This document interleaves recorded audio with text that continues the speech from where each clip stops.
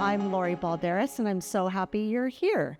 Well, we have episode 2 of the summertime series, Path to Catholicism, and my guest today is Robert Berry. He's a real estate agent in Ventura, California. He's a former police officer with the Los Angeles Police Department and a certified financial coach through Ramsey Solutions.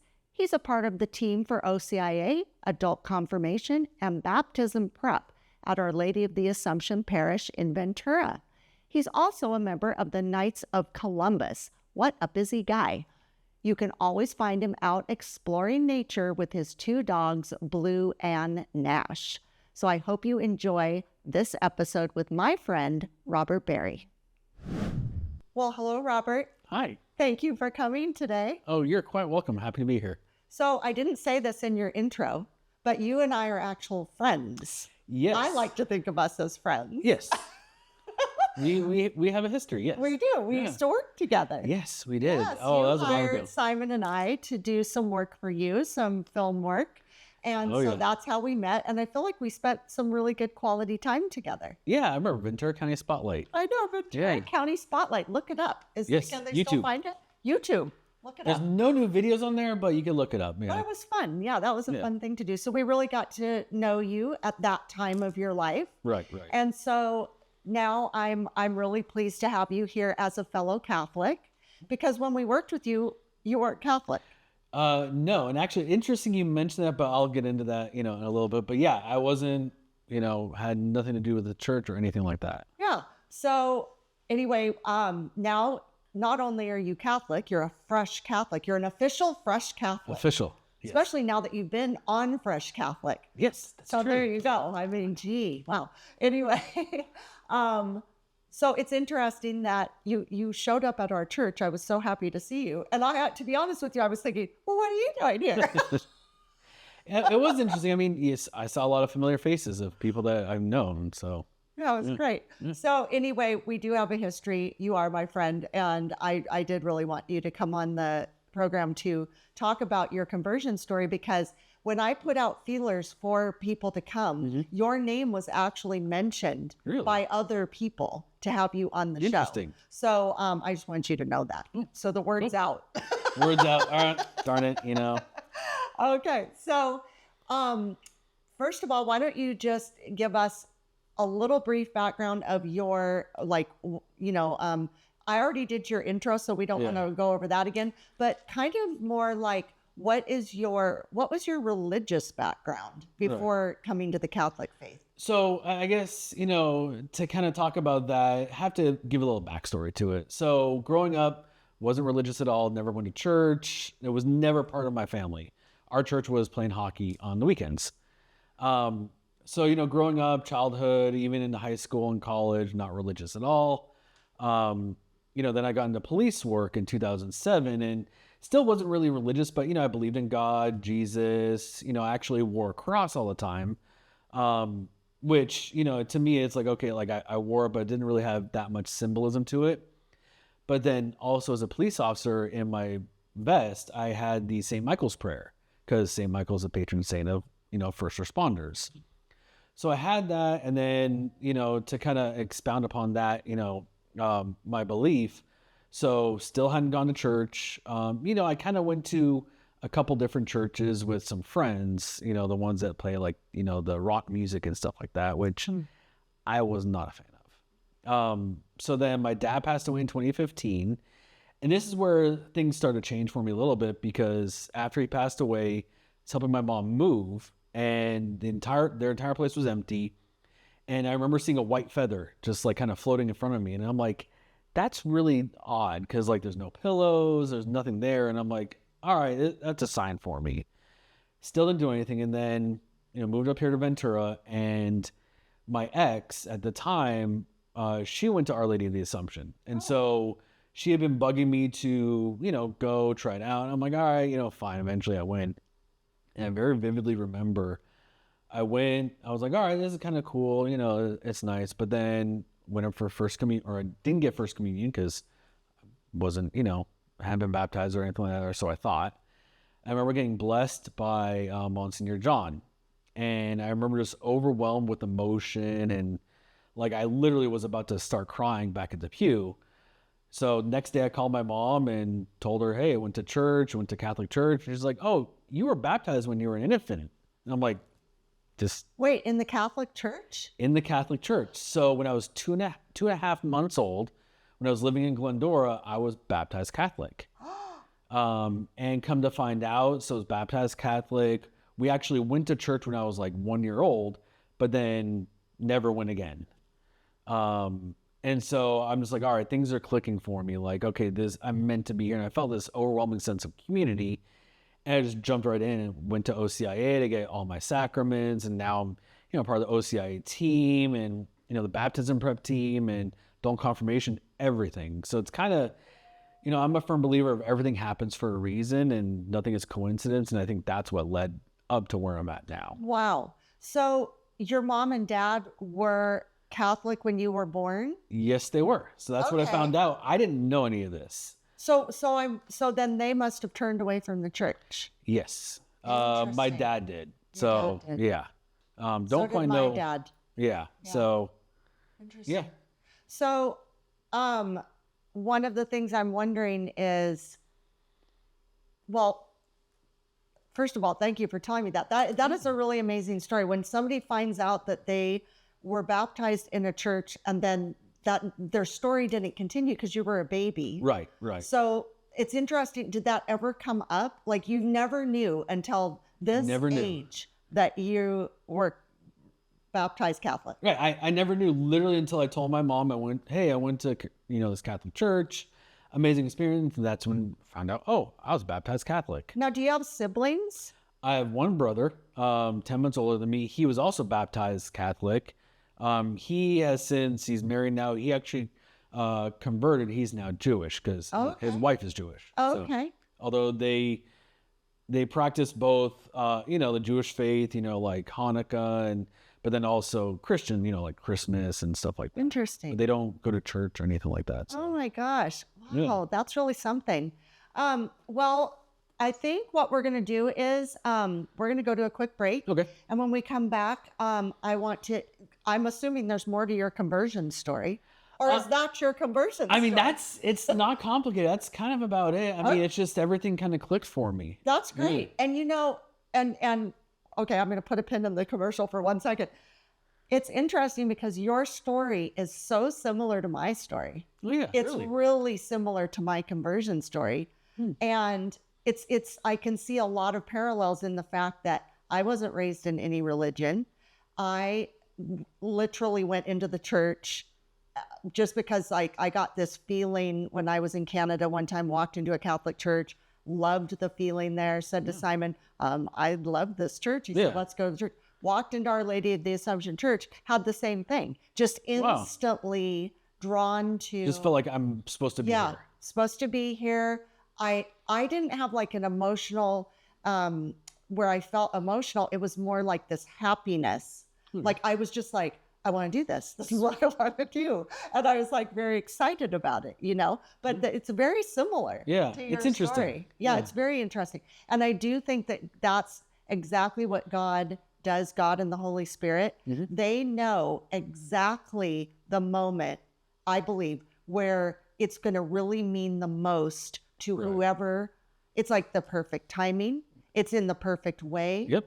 And it's like where you're receptive to it instead of like, before where maybe years ago, somebody would have said something to you and you would have said, no, I don't want to do that. Yep. So I would have done the same thing. I would have said, no. Right. Like if somebody's trying to force me to do it, it's like, no, I'm not going to do it. Right. You have to go on my own time. Right. Yeah. Your own time, but it's like, it's not really your own time. Yeah, but I love that. That's amazing. Well, then when we come back, then I want to dive deeper into, what happened after that. That's what I want to get there's into. a lot more to it. So. Okay, good. Okay, so we'll be right back. We'll be right back. If you ever wanted to pray the rosary more often, but struggled to stay focused like me, Rosary Daily was made for you. It's a beautifully designed iOS app featuring sacred art, which I love, full scripture texts, which is very important, multiple methods and translations, which is very valuable, and a real-time globe showing where others are praying, which, let's be honest, that's super cool. The app is free to use, and for Fresh Catholic listeners, a full year subscription, which unlocks all of the features, is just $15, 50% off. $15 for the whole year? Is there any better deal anywhere for that?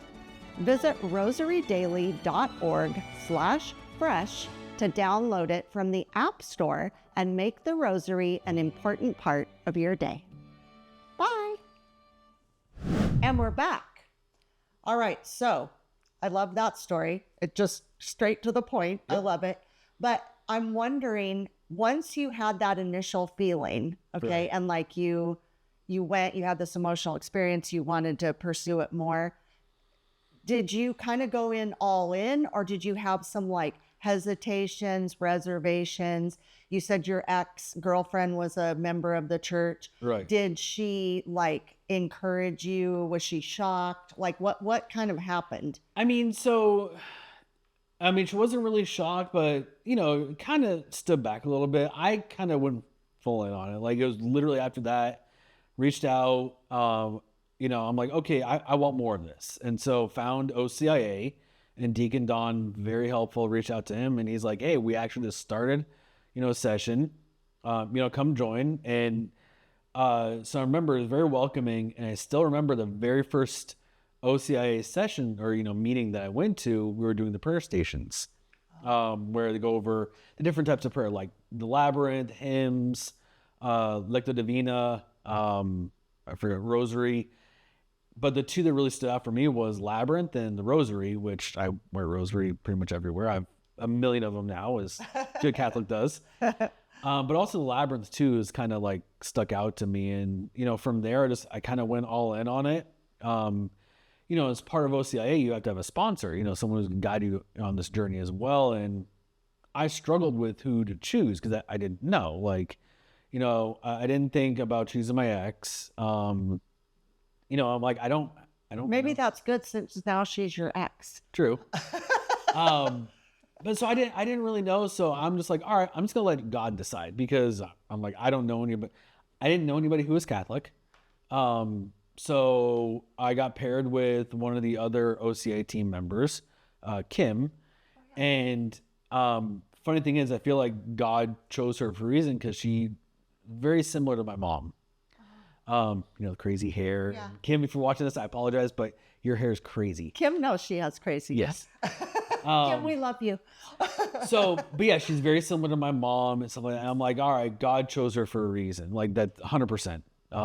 We become really good friends. Like we talk all the time and, help each other out. Like she comes and looks after my dog sometimes and stuff like that. So, but I went full in on it from pretty much day one. Just because I felt like this is where I'm supposed to be. Amazing. Yeah, and then, I obviously went through Easter Vigil, which I've never been to Easter Vigil before, so it was an experience in and of itself. It's a very long experience, but very worth it. You know what? It seems long when you look at it from the outside, but I mean, it goes by super quick. So, Right. Well, it's kind of like a wedding. Since I'm a wedding coordinator, I know all about that. But that's the thing, is that sometimes things do seem long from the outside. Right. And that's why in past episodes, I've said to people, everyone should go to an Easter vigil, but especially when you know people. But then even if you don't, like every few years, go to one. Yeah. It's just so meaningful for our faith and to like renew how we feel Right. about things as Catholics. But I do think it's like a beautifully overwhelming in the best way experience. Oh, yes. But I want to back up just a little bit. So when you were doing OCIA and like you're discerning, because everybody, correct me if I'm wrong, tell me if you have the same feeling I do. When you decide to join the OCIA and you're going to make this commitment, there's no pressure, in my opinion, from everybody on the team. They're there to support, they're there to encourage. Right. But if people aren't feeling like they need or want to do this at this time or at all, there's Right. no pressure. Right. I mean, there's no pressure at all, just because everyone's on their own journey. This is something that I've learned, throughout my, it's only been 2 years since I've been, fully fledged fresh Catholic. Yeah.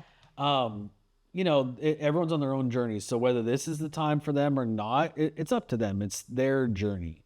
We're not there to force anybody. We're not there to tell them, hey, you have to do this or that. It's whatever you guys want, Right. And also for people that don't know, like Robert said, when you join OCIA, you have a sponsor, you get a sponsor. Sometimes it's very apparent. It's like Simon was my sponsor.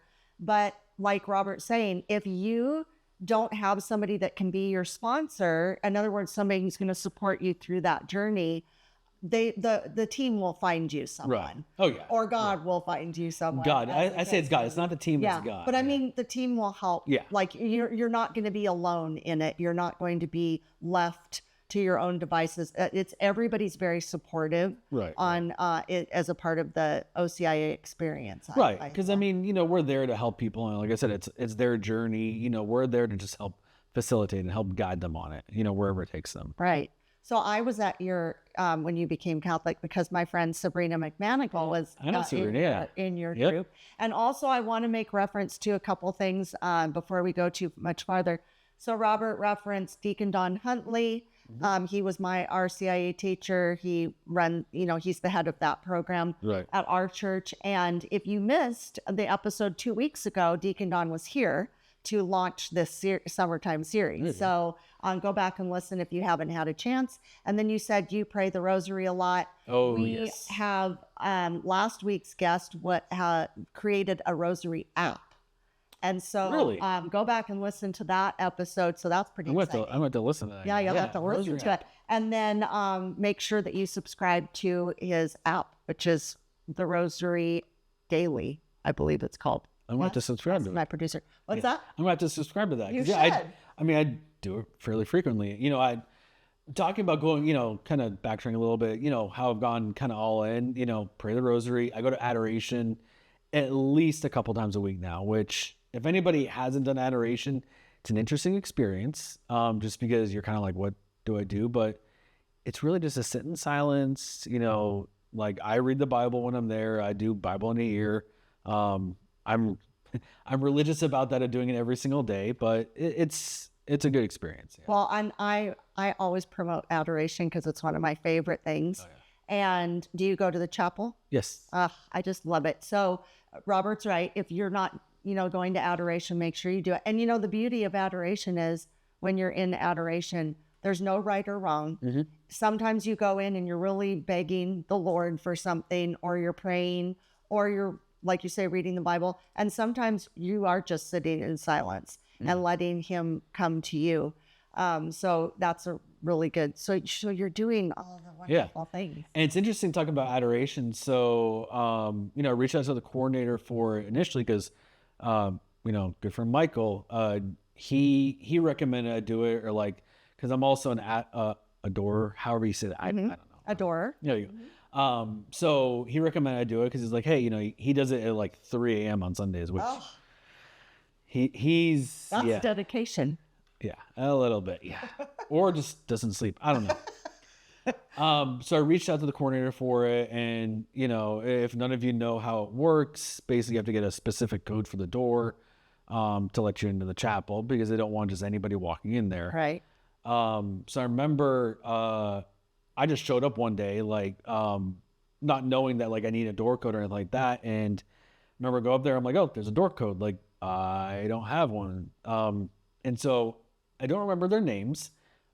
Sweet old couple showed up and asked, hey, are you okay? And I'm like, yeah. I'm like, oh, I'm just trying to go to Adoration. She's like, oh, here, let me let you in and everything like that. They let me in, and it was awesome. That was super helpful. They didn't have to do. They could be like, hey, reach out to the coordinator, but super welcoming and happy. That was a good experience. Good. So when you jumped in and you went through OCIA, was there any time where you were thinking, I don't know if I really want to do this, or any hesitation, or any maybe a panic moment or anything like that? Sometimes people, before I even jumped in, I just made sure I could follow all the criteria. Right. Did you have any moment like that? I didn't. I found it very calming and peaceful to be part of, the whole OCIA, process, if you want to call it that, just because, it for me, it was just very it felt right. I didn't have any hesitation like that. I mean, the only hesitation I had was, who do I pick as my sponsor? But then I let God decide. So, and that's kind of shaped how, I am now, and just my, I'm still on this journey. It's never ending journey. Right. Just letting God take the wheel. Trusting in God, and my key word throughout all of OCI and still to this day is surrender. We as humans and people want to control everything. That's just human nature. And actually, so there's a summer series for OCI called Faith in Film.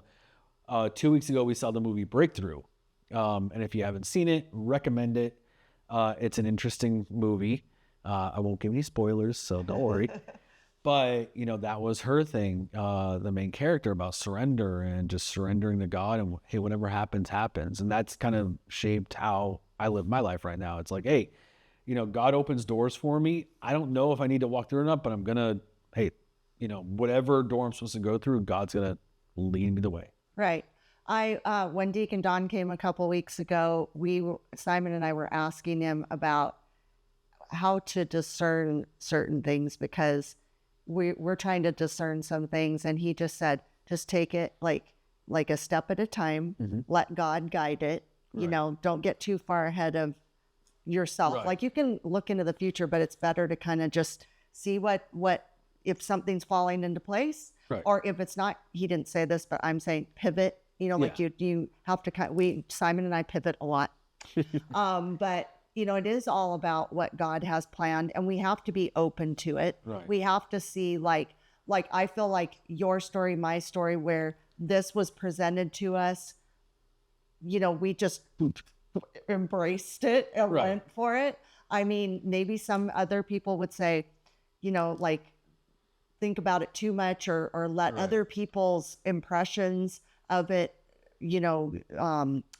what do I want to say? Change your course, right, when it's really up to God. And and I don't know about you, but I can definitely tell when God really wants something to happen. Like, I laugh and always say, when he wants something to happen, it happens. Oh, yeah. And sometimes it just happens so fast. It happens really effortlessly. Right. And it's like, you'll get into something, you'll think, wow, I just, like you're saying, you were just happy and you just wanted to be there, and right, there was no issue. I think that's beautiful. I felt the same way. I mean, like I said, I never like to get into anything if I don't think I can commit and make it.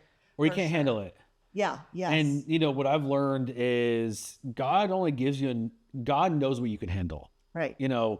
We don't have the awareness, the belief that we can handle it, but God knows we can. So whatever is put in your life, trust that God knows you can handle it. Like, right, he's putting it there for a reason. It's not like, can I handle it or can I not? It's like, hey, again, trust in God. Right. God's going to put you in whatever it is you can handle. So even if it feels like it's insurmountable, you're drowning, God's going to take care of you. Right. That's the whole plan. Right. And sometimes I'll look back and I'll think, like I'll say to God in my prayer, I'll say, thank you so much. Thank you. And then it's like, I always say to him, I don't want you to think I didn't think it could happen. It's more like, and it's not that I'm surprised, but I'm just so grateful. Right. But sometimes I feel like he thinks I'm like going, oh, I had no idea you could pull that off. No, I know he can pull everything off, but I'm just surprised sometimes when I can see him, like his hand in something, and I think, I'm not surprised, but I'm surprised. I don't know if that makes any sense. When you're saying that, I kind of have this image in my head, like when you're talking to God and saying like, hey, whatever you're saying, I have this image in my head that God's just shaking his head and laughing. It's like, hey, I told you I can do this. Right. Told you you can handle it. Like, believe me. Right. So that's just kind of the image I have in my head. And I do. And then, like I say, I'll be gushing with gratitude. And then I'm saying, oh, I totally do it. I'm just so pleasantly surprised it's falling into place. Right. So when you made this decision and this choice, did you get any pushback from your parents? Were they shocked? What was their reaction? I mean, so like I said, my dad passed away in 2015. So he's still with me. Actually, I don't know if I can do this with the mic on, but so I have a cross. So as mentioned, I wore a cross forever, but this one has more significance because when my dad passed away in 2015, he was cremated. So believe it or not, you can actually have jewelry made. And so this is actually hollow inside with his ashes.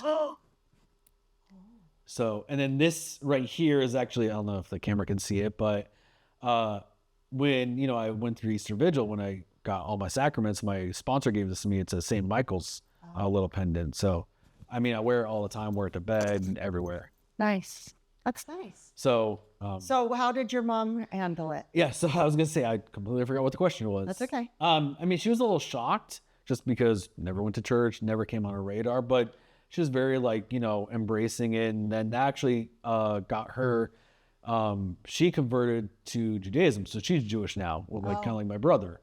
Although she kind of goes back and forth between like Catholic faith and Jewish. And Interesting. I'm just like, hey, you know what? It's your journey. Like, Right. But she didn't like give you trouble or anything. Oh, that's great. I know I haven't had any trouble with it. No one's giving me pushback. Really? Yeah. That's great. A lot of people are actually not shocked, but I'm trying to find the right word for it. It's actually given them more faith in what they do and more belief, like, hey, I'm going to be okay. Oh, that's great. That's nice. Yeah. Yeah. So yeah, no pushback whatsoever, which I'm kind of surprised at. I am too. You're lucky. I've gotten it in interesting ways. I've had a couple pretty intense, like I think where I've just been shocked at the reaction. Mm-hmm. But what it does for me is I just think, wow, like if it's really intense, I think I just kind of feel bad for the person because obviously something's really upset them or triggered them. Right. But it doesn't deter me at all. I mean, Jesus comes first. So it's like if I get a bad reaction, I don't like respond back, hitting back. Right. But it does just make my faith even stronger because, you know, even Jesus, people totally rejected him and he's the best thing that's ever happened in the entire history of the world. So if he got trouble, then, you know, he says we're going to get trouble. And he took it first. So, you know, I mean, it's very interesting. I always like to hear if people, you know, are given an attitude about it. And I do think it's sad when somebody is really excited about coming into the Catholic faith, they really have this sense and somebody is offended or upset or trying to reject us for having that, that path. It makes me sad for the person. Mm-hmm. And so it just makes me want to pray for them and also to stay strong in my faith, because sometimes when somebody continues to be faithful, even though people have given them a problem, that just solidifies how important Jesus is in the Catholic person's life, or even Christian, or whoever's like really a lover of Christ. I think it can't help but make the person who's coming at them think, oh, well, they're not bending, or they're not catering to what I'm doing. You know, maybe even subconsciously they might be thinking that. So kind of hit on that. So there's a book I read, forget the title of it. It's about not succumbing to temptations. So, and when you think of temptations, you're thinking of like vices or whatever, but it's more than that. So what it really taught me was, you know, obviously, you know, you have Jesus and God and like following the faith, but then, you know, you do have the devil that tries to interject and break you from your belief. So when it talks about temptation, it could be anything. So like, for instance, if somebody is really negative, you know, dismissing, rains in your parade, you know, your faith or whatever you want to call it, to me, that's the devil trying to interject between your relationship with God and with Jesus. So understanding, hey, this is what it really is. And, you know, to not succumb to that temptation, you know, because it's, you know, we live in the 21st century. There's temptation everywhere, you know, and it could be anything from, you know, like foods you eat, which is why I love Lent. Because, you know, to me, it's like, all right, I'm going to, you know, fast from something that I know I'm tempted by, you know, just to show how strong my faith is and to show myself, hey, I'm not tempted by it. Like I have control. Right. Really, God has control, mind you, but you know, that's right. But so, yeah, I mean, that book really taught me a lot about kind of my perspective and how my perspective changed on a lot of things. Right. Yeah. Well, and also like you're saying, when we're tempted by things, that's one thing, but a lot of temptation, I know a lot of temptation in my life, even though it really hasn't tempted me, but it's the act of somebody trying to tempt me, is when they give me an ultimatum. It's just Like, it's me or Right. Jesus. Well, that's a temptation. And my answer is, okay, sorry about that, but it's Right. Jesus. Sorry, not sorry. But I think that is a temptation where people who feel threatened by our love of the Lord and our faith, our strong faith, they are trying to tempt us away from it by blackmailing us or doing this manipulating thing. Right. And it's like, we have to stay strong. And I feel like people will eventually, like I say, come around and they'll realize how strong your faith is. And I don't know how they couldn't think, wow, they're really living the faith. It's not just something we're doing on the outside or something for show. Right. It's like, I mean, think about all the Catholics you've encountered since you've come into the church. Mm-hmm. Don't you feel like the bulk of them, the majority of them, has such a strong love and faith towards Jesus? Don't you can just see it in them. Right. I mean, like a lot of everyone people will go through struggles, and it will, their faith will be tested, which I think is a normal thing. And, whether you want to say it's the devil coming in or not, is on you, but it's, is having that strong belief and strong, not understanding your relationship with God and with Jesus is what keeps you going. Right. We're all going to have those struggles, and, it's to make us stronger, like a belief that we're going to come out ahead on the other side. Right. Or I love in the Bible where it talks about, the man that builds his house on sand and the man that builds his house on rock. And it's like, I feel that so much in my life. If I didn't have Jesus in my life, we're being hit with storms on a daily basis over here at Fresh Catholic and at the Balderas household. And I think about that probably every day, is that I have that just foundation of Christ.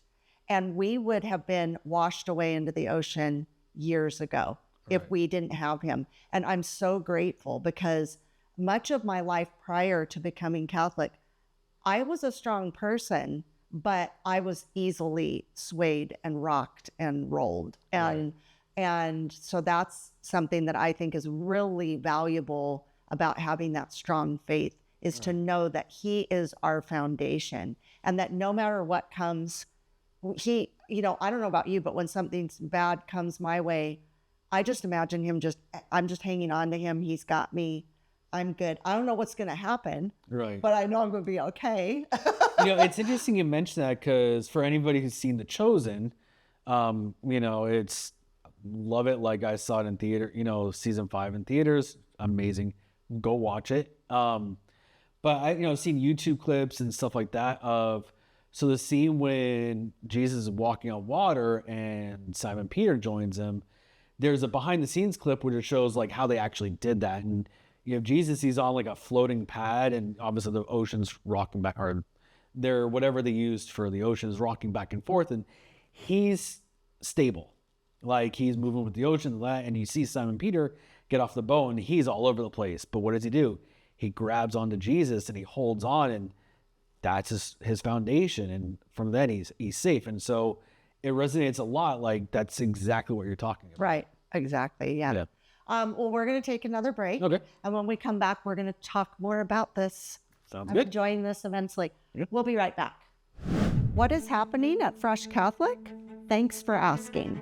Well, we have a weekly podcast with lots of topics and guests, and Fresh Catholic Daily, the daily Mass readings. Listen on all platforms and watch on YouTube. I also do short videos every day on Instagram and Facebook at Fresh Catholic. Like, share, subscribe, rate, and review. These are such simple ways to help us out.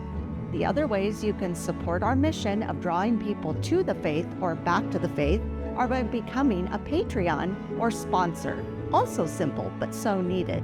Our website, freshcatholic.com, has an online store with merchandise, a blog, comics, and Fresh Catholic courses with educator Charles Merritt, with the Hail Mary, the Our Father, the Virtues, the Ascension, the Magi, the Visitation, the 10 Commandments, Sacraments and Grace, medicine, Advent, angels, Lent, typology, and even some Bible study courses.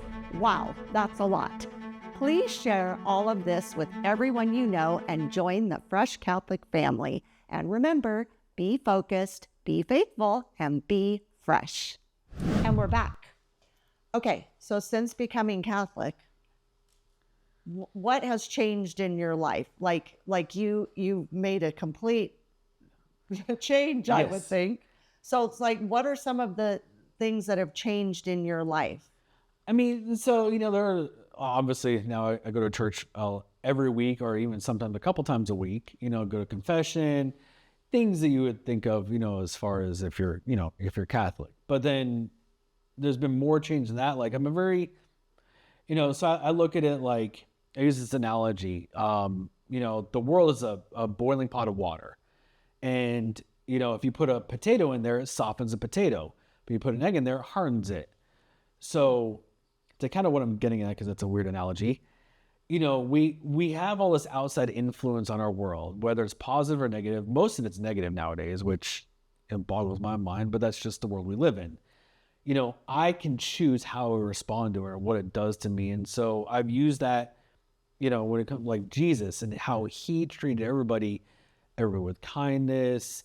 Didn't matter what that person did to you, did to him, he still showed them love and compassion.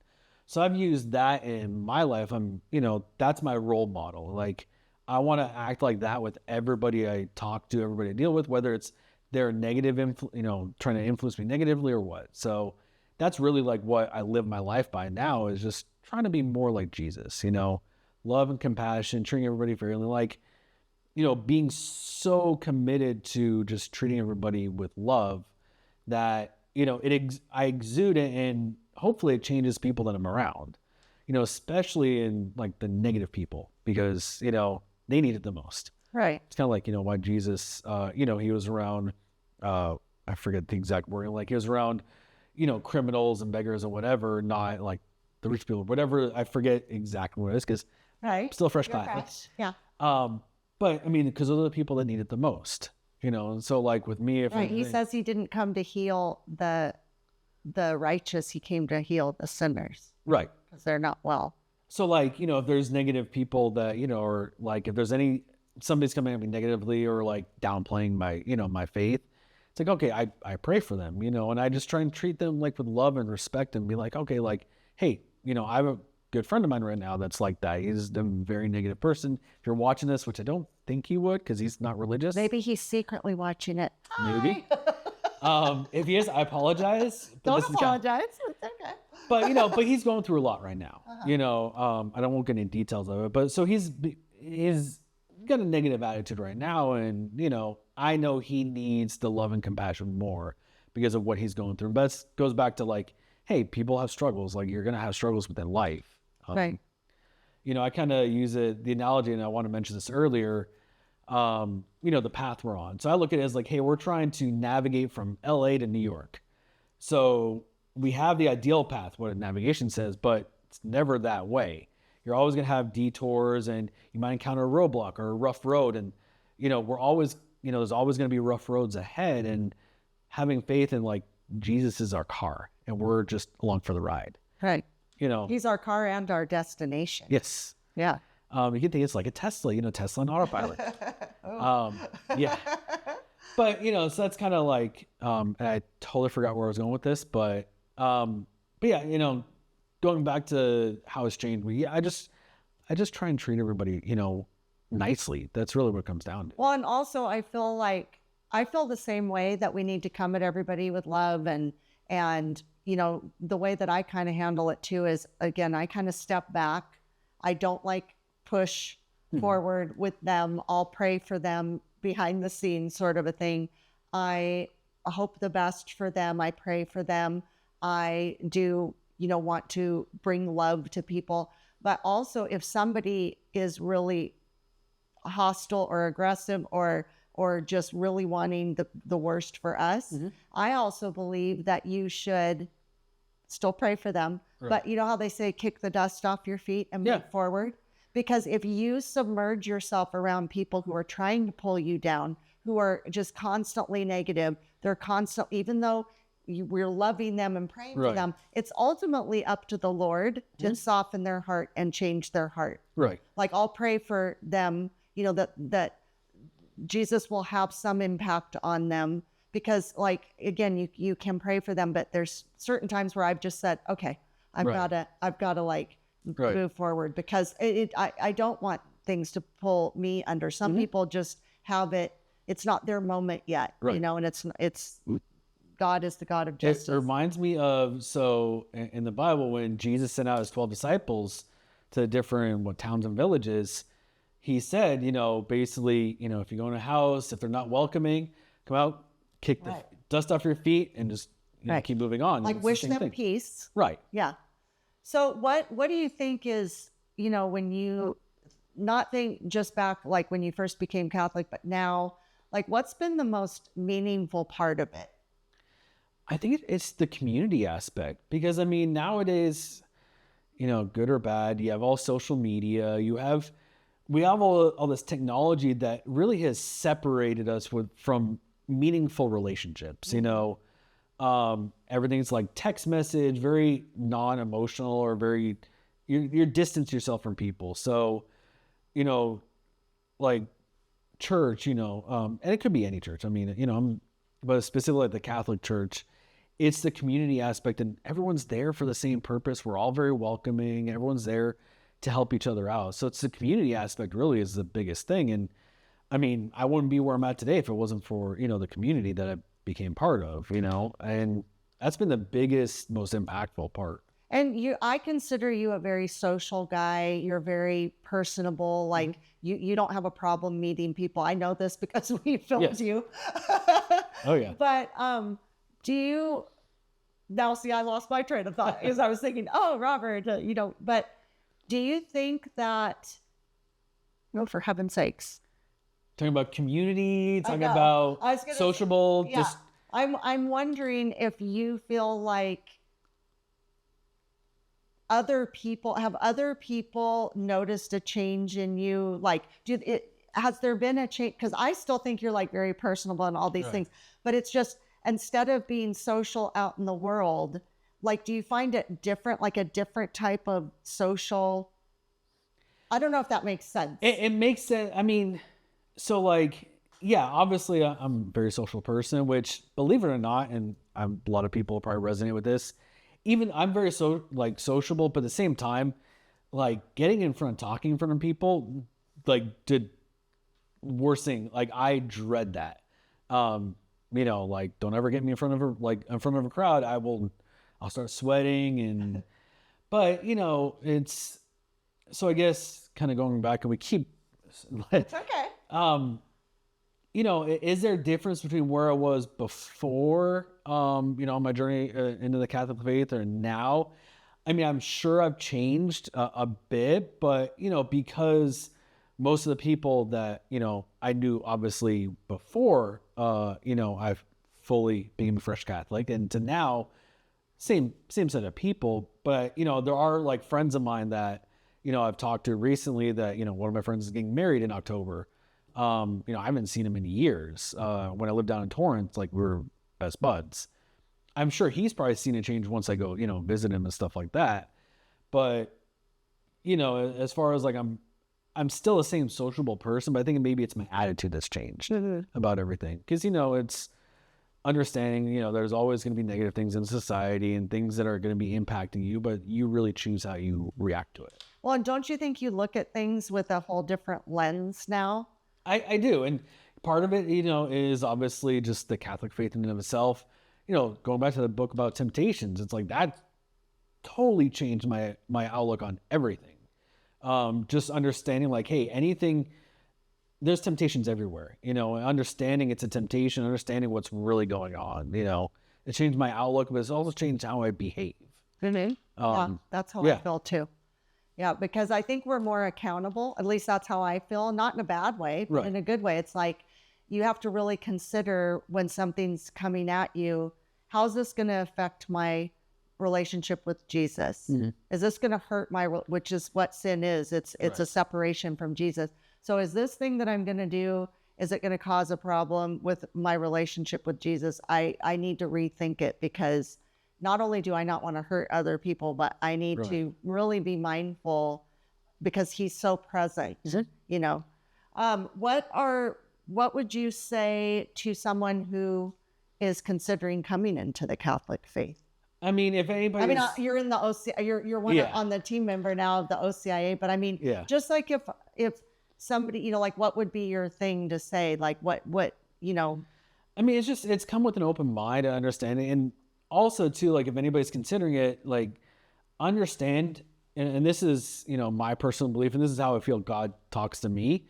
Doesn't ever just talk to me directly. Like, that'd be too easy, you know?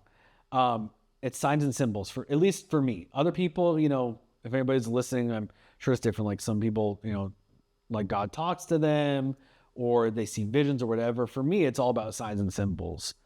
So if you're considering, if anybody's considering it, just understand that, like, you're not going to get all the answers. That's not, again, it'd be too easy. And life ain't easy. You know, but just having an open mind and understanding that, like, hey, you're not going to get all the answers to it. You may feel like you're, you know, even if you go through the OCIA process, you get your sacraments, you still feel like, okay, nothing, it's not still fully explained, but that's part of the journey. You know, we're lifelong learners of our faith, you know. Yeah, we're never going to know it all. Right. We're just not. There's so much to learn, and that's what makes it beautiful also. It's not like, well, we've been doing this for 2 years and now we know it all. Right. We can just shut the book and you can be part, you know, learning for 70 years and still not know everything, because that's, you know, the whole point. It's not a, you know, there's no finish line to me, is like where I see it. You know, there's no finish line to it. You're always going to be, you should always try to be improving and learning, you know, whatever it is you're, you know. Well, and I have found that as I go along, like, you know how you'll hear the same readings at Mass or something,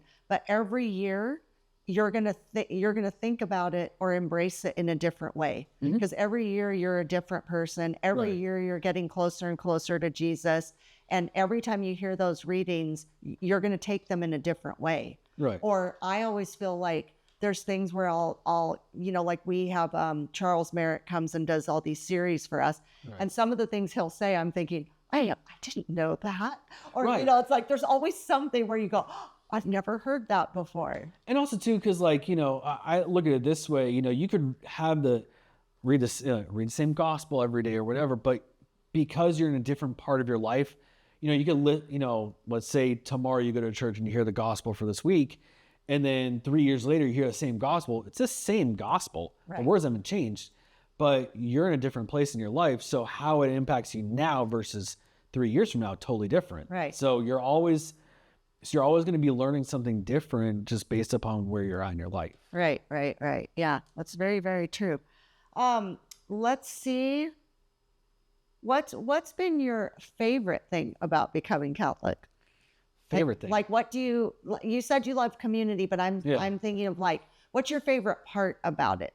Because you did say what your favorite thing was community. So, like, what's your, you know, like, what is something that you say, you know, only Catholics do this, and I really love this part of it? I mean, it's not, I guess it's, and I don't know if it's like this in any other faith, just because, hey, I'm a fresh Catholic.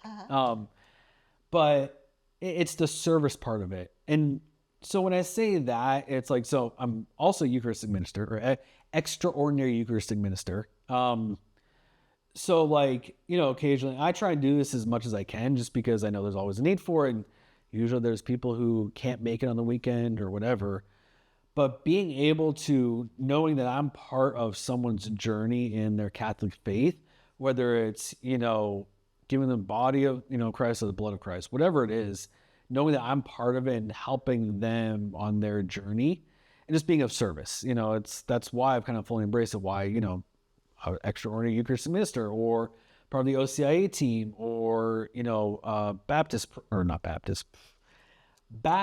prep, or adult confirmation, just like, you know, jumping full into it, because to me, it's an act of service. It's like that Jesus, what he did wasn't for himself. It was the ultimate service to humanity, is what I see. And, like, whatever I can do to continue on with that, and, you know, like I said, a role model is what I try and do. And I totally forget the question, but No, that's what I went. No, you answered it. I think that that's also very true in the fact that we are meant to go out, spread the good news, do service, whatever we can do, and we can all do something. Right. Some people do like one very simple, maybe easy thing. Some people take on many things like you are. Right. We're in need of all kinds of help in the Catholic faith. And I feel like everybody has something to offer. We are meant to, we should act and have action. Praying is great, you know, but you actually, there's a lot of things you actually have to do things in order to make, you know, to build up the kingdom. And we all do need to support each other, Catholics supporting Catholics, as I say. Like, that's why I have people come on who are authors or who have something they're trying to, you know, like with the Rosary app, you know, my last guest, he created a Rosary app. So I want to support that. You know, these Catholic authors, they're writing Catholic stories that, you know, have factors about them or things about them that we can feel safe knowing they're like a Catholic story that is going to go with our morals and ethics, because there's so much stuff out there, you know, that can mess you up. So, you know, I just think it's really important to serve and all that. So, and it's interesting you mentioned that, and it's only something I've talked to Deacon Don about, but, you know, to me, like kind of going back to what your previous questions about, you know, if you're thinking about it, whatever, just one, have an open mind, but also understand too, like if you feel like something's pulling you to go this way, or like, but, you know, you're not sure, experience it. Like, you know, if you feel like you want to go to OCIA or any active service or literally anything, it's like, you know, experience it to see, you know, because there's a reason why you're feeling that way. Like for me, it's always been, you know, going to OCIA, there was something that triggered me to want to go to OCIA. There was something that triggered me to want to be part of the OCIA team, or, you know, whatever avenue it is. So it's always something that's kind of, pushes me a little further. I think it's God just giving me a little bit of nudge, because, you know, we're human. We're afraid to take the next step. We're afraid of the unknown.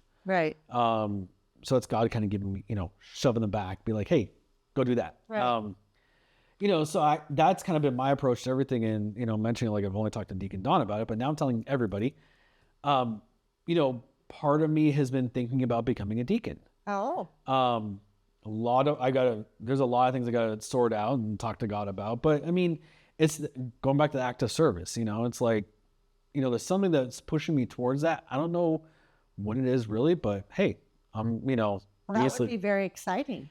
It would be interesting. I'll put it that way. Well, do you find that, like, I feel like, because I'm a part of this Catholic Church, you know, and when I say that, you know, the Catholic Church is like, it's a whole thing. It's not just like our parish. When I say that, it's like the Catholic Church.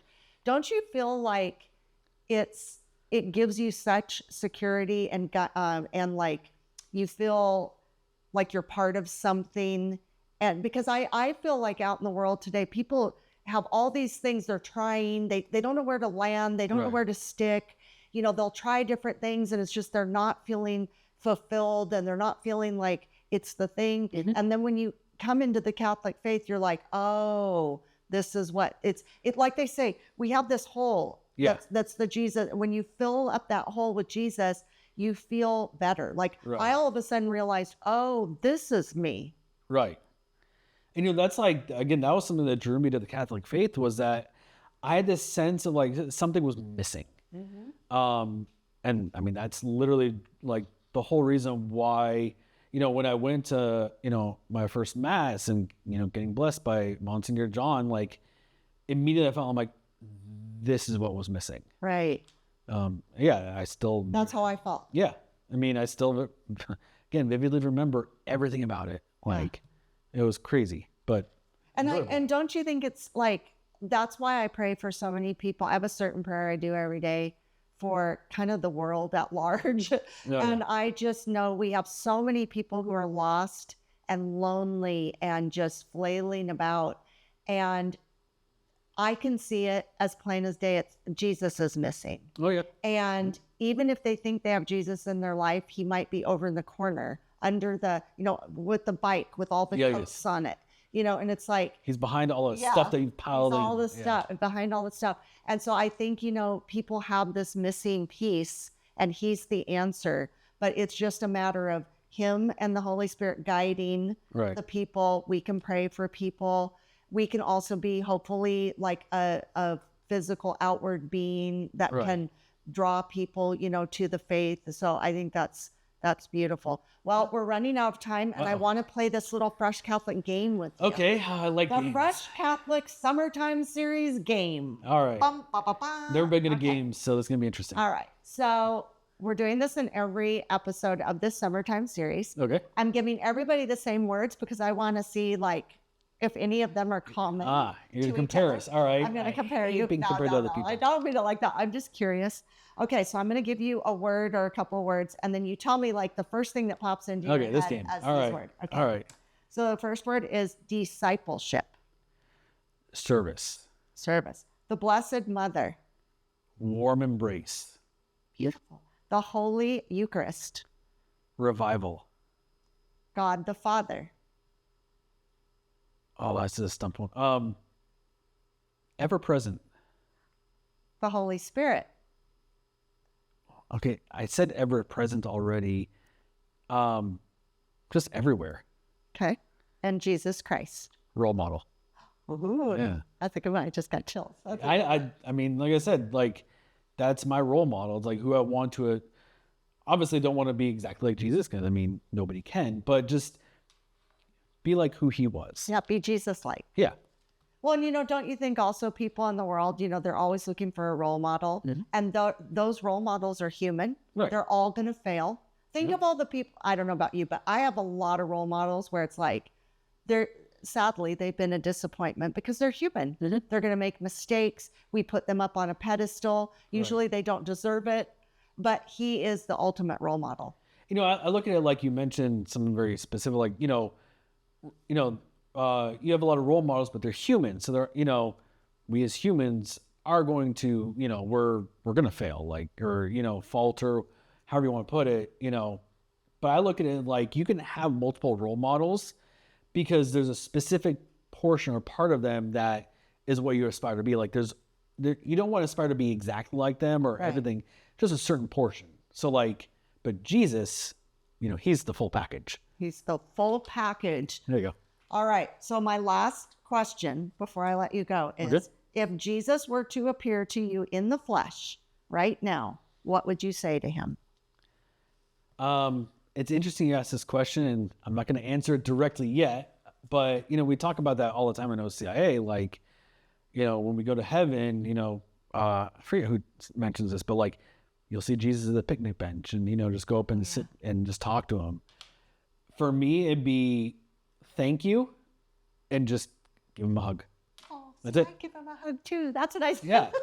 Because what do you say to Jesus? My eyes out. Oh yeah, of course. But I don't even know what I would say to him other than just thank you and just be there with him. Yeah. That's good. Yeah. Thank you's a good thing. Yeah. Well, Robert, this has been a delight and pleasure. Thank you for inviting me. You coming. And I hope any story of conversion to me is an inspirational story.